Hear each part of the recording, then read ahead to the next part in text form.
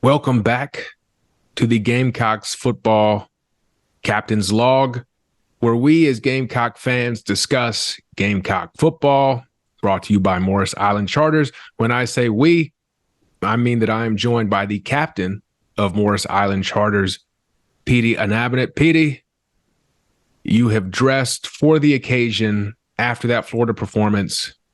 How are you doing? Not very well. It looks not very Obviously, well.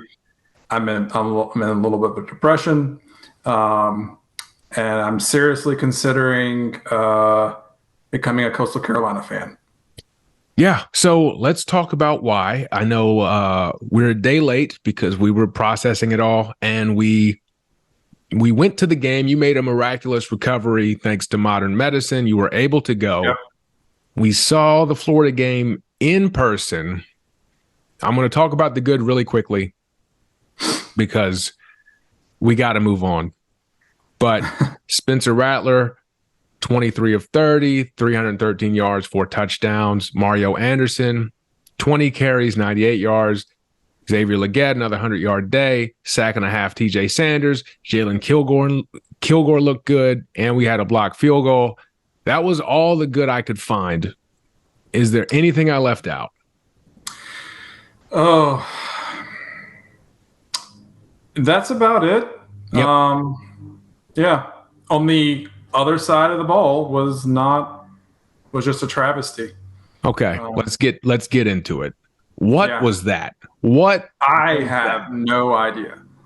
I especially like in the first half, we went at halftime, 21-24 we were down, and our defense was not looking good all game, and it seemed like in the second half it got even worse as far as missing tackles and bad angles.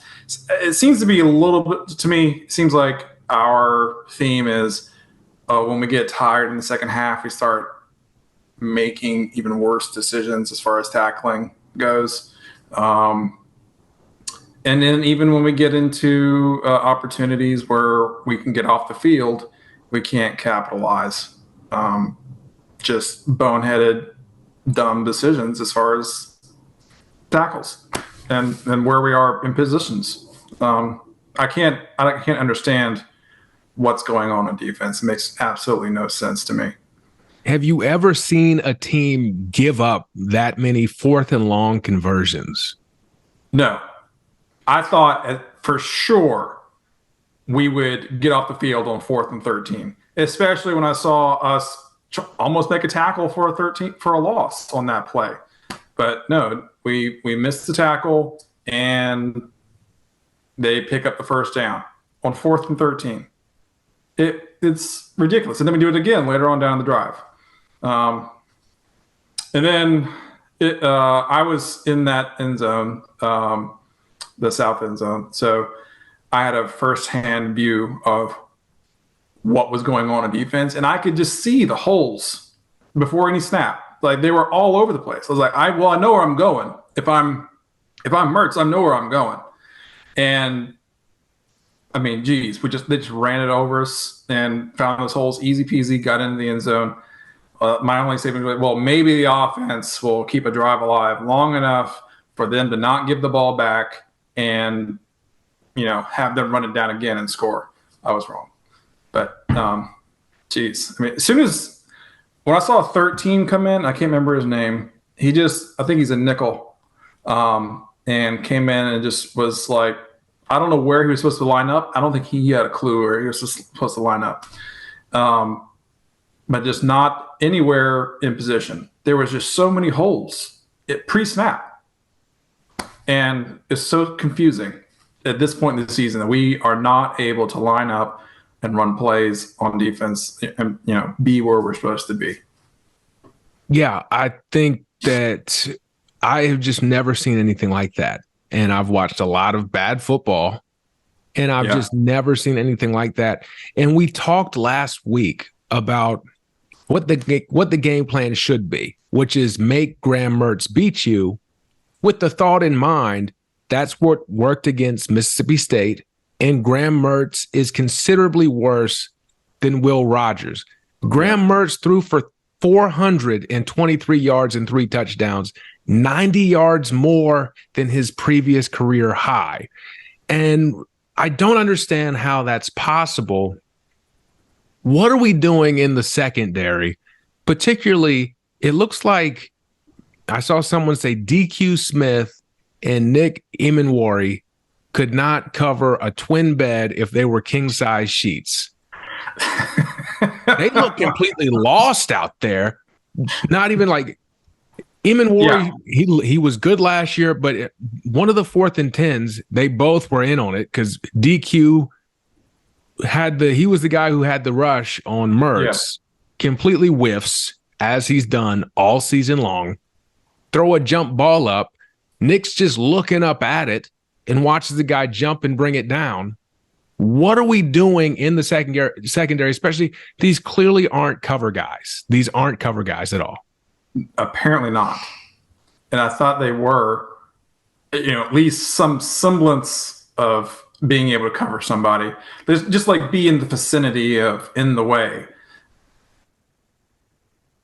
in their dictionary. I can't. I don't know how we keep getting worse.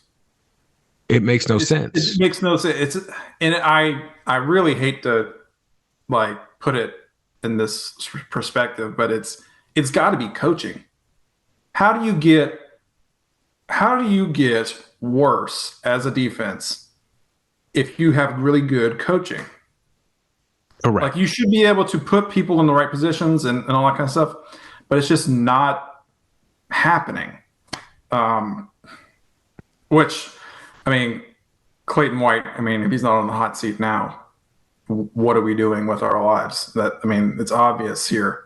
And then in that respect, Beamer as well. Yes. So famed Gamecock Central message board commenter Papa DeLuca said Sunbelt Billy ran circles around Conference USA Clayton. How shocked were you that Clayton White was not fired?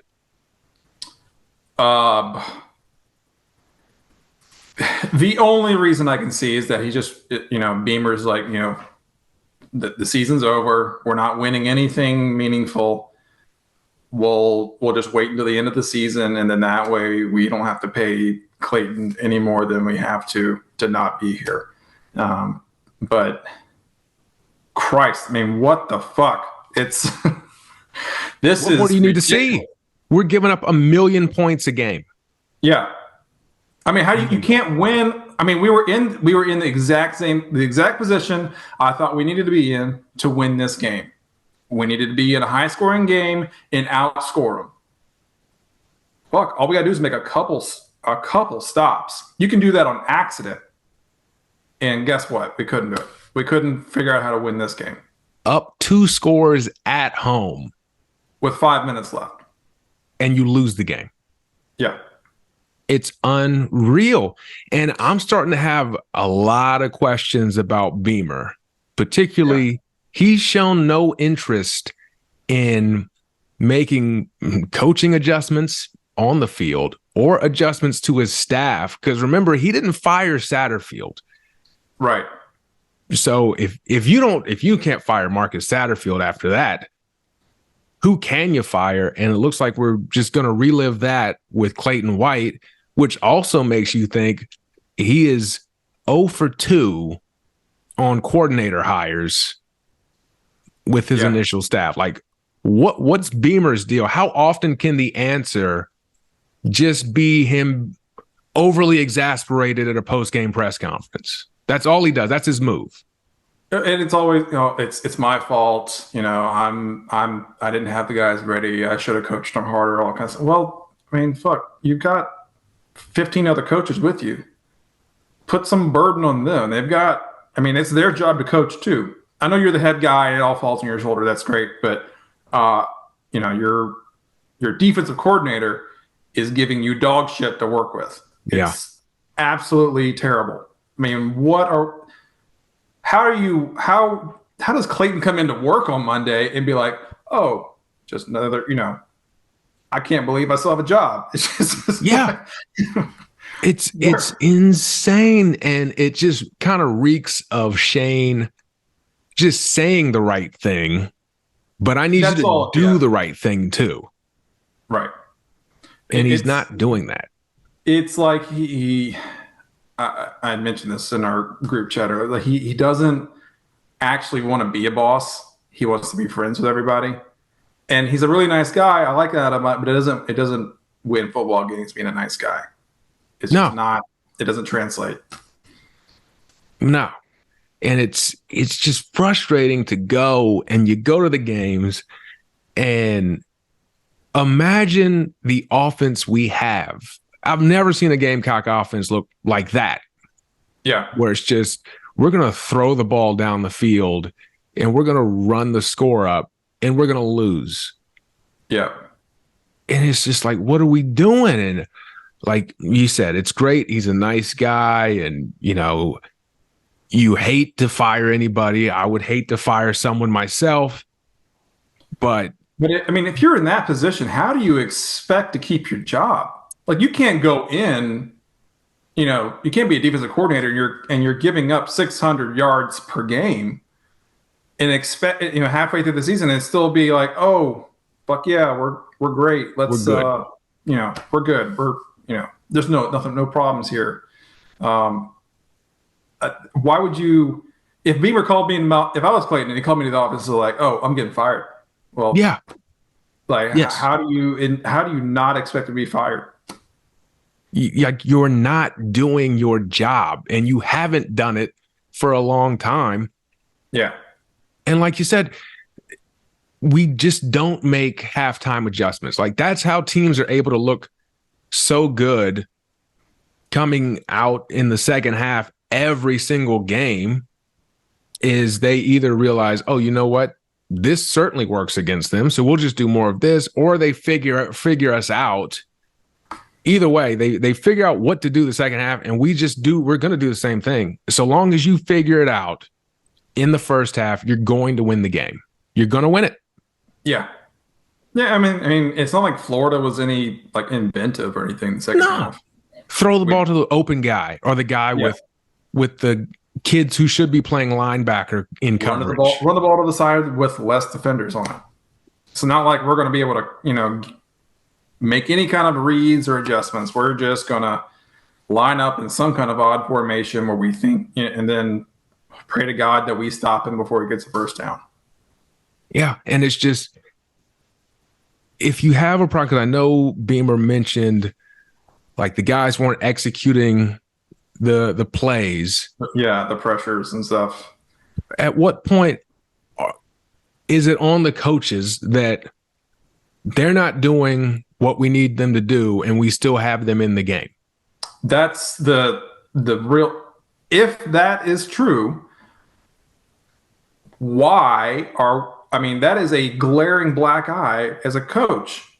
Clearly, your team is not prepared or ready to be on the field. And that falls on you. And if your defense, it doesn't know what they're doing, what are we doing with our defensive coordinator? That's his job. His job is to get them in position to win football games. Yes. And we're getting worse at winning football games. And you're a man who knows about black eyes. So, also, I got to bring up Trey Knox caught a touchdown pass. Yeah. Cannot stand to see him in a one-on-one situation catching the ball because he will get 0 more yards. Yeah. Like this man is allergic to yards after the catch. He is so easy to tackle. And usually when he catches a ball, it's not like he's catching it in coverage, like a defender is on him or anything. He's wide ass open is what's happening. Yes. But I've never seen a tight end get a shoestring tackle. Like you are bigger than every other defender on the anybody covering you. How is it so easy for you to get tackled? I know he had, good stats and all that, but still, you should have had so much more. Yeah, especially you see, who was it? Simon, who caught the incredible touchdown pass, the other tight end. And you see him do that, and you're like, He's like juking people, hurdling guys. I've never seen Trey Knox do that. Why is Simon not in the game more? I don't understand. And then while I'm talking about individual players, who is this Kai Kroger? Where did he come from? This is an imposter. Yeah. It looks like he's trying out a new foot.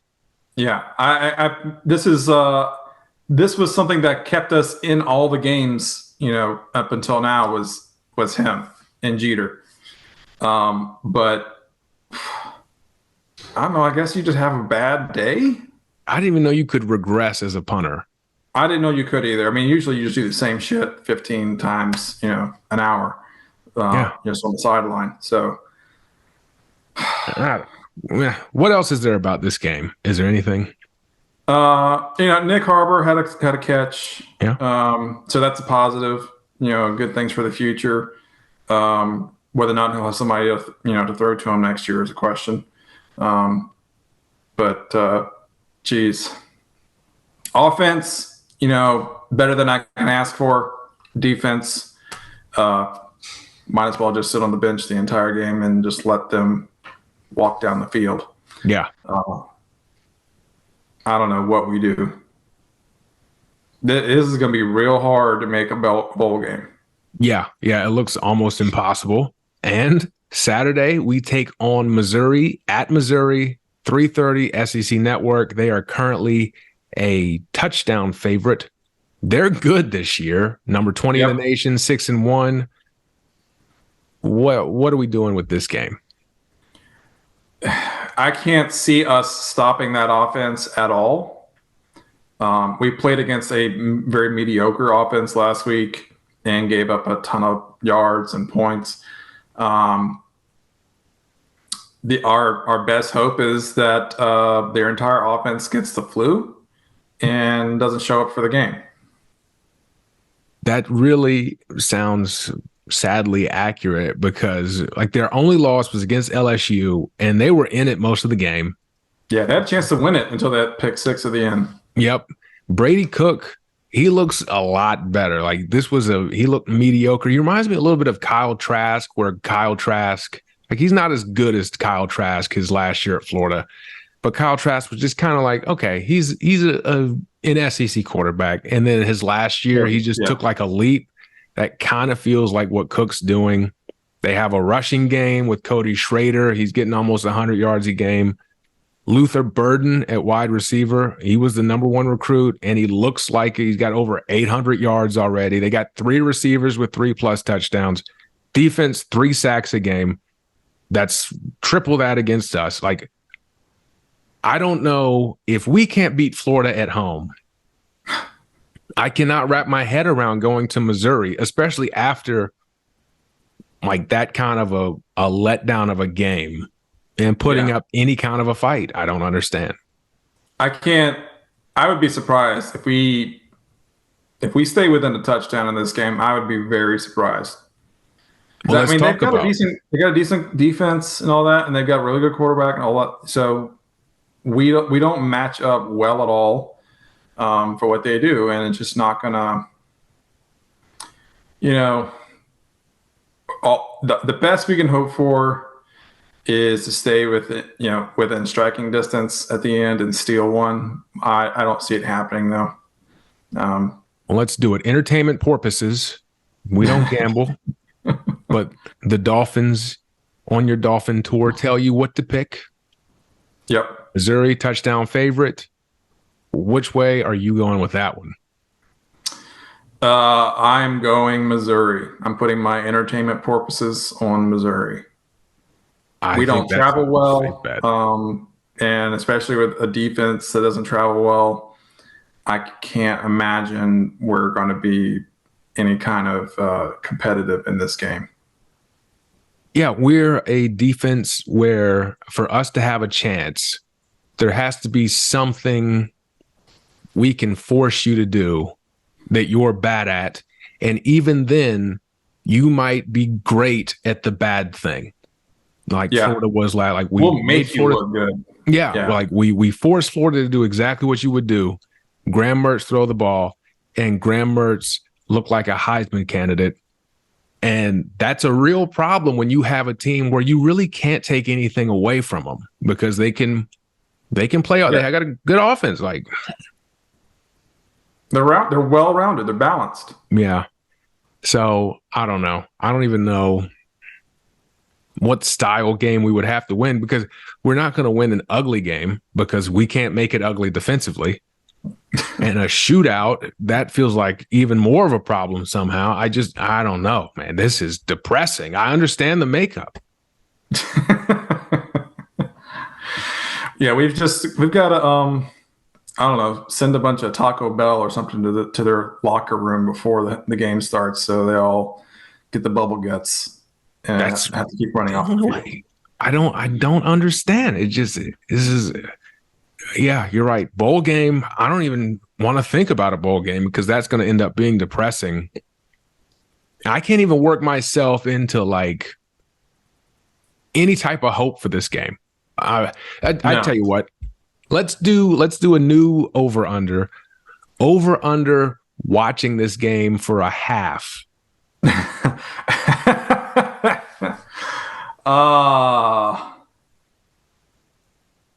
It's hard for me to give up at half unless it's like 34-0. I'm not watching the second half. Yeah. You know what? Based on what I've seen, under. Yeah, because it's not going to take – after going and seeing that in person last week, at the first sign of adversity where we just completely fold, I got to watch something else because I just can't – I can't go through it week after week. This is why we got to become Carolina, Coastal Carolina fans. Look, this is what we're going to be doing in 30 years from now. We're going to be in our 70s. How many more games like last week are we going to have seen in our life? Oh my gosh. We might not make it to our 70s if we have to keep watching. We'll just walk off a cliff. It's so bad. I just don't understand. It's so frustrating. Louise off the side of the Grand Canyon. Oh my gosh. And our fan base is notorious for unreasonable optimism. And so I'm sure there will be fans who stumble across this and they get upset. Go rewatch the tape from last week. Go find the game and rewatch it. And if you're still optimistic, you might need to be drug tested. Yeah, it's true. This is the first week I have not rewatched the game. Because I watched it in person, and even still, I was like, well, I'm going to have to go home and watch it again and see exactly what people were doing. I can't do that to myself. I value my sanity too much to be going home and watching this game over again and reliving that experience. It was terrible. It was just so bad. So, all right. Do we have to cover anything else, or can we just be done with this? Can we be done with Gamecock football? Sure. All right. That will do it for this week's episode. On behalf of Captain Petey, thanks for watching. Hopefully we have something better to talk about next week, or let's just all come together and weep openly. Yeah.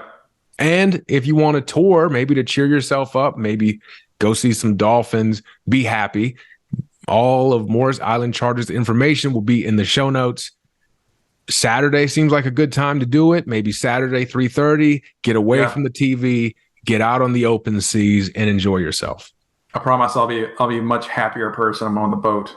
That's true. He's damn near jolly. So thank you for joining us. We will see you next week. Bye-bye.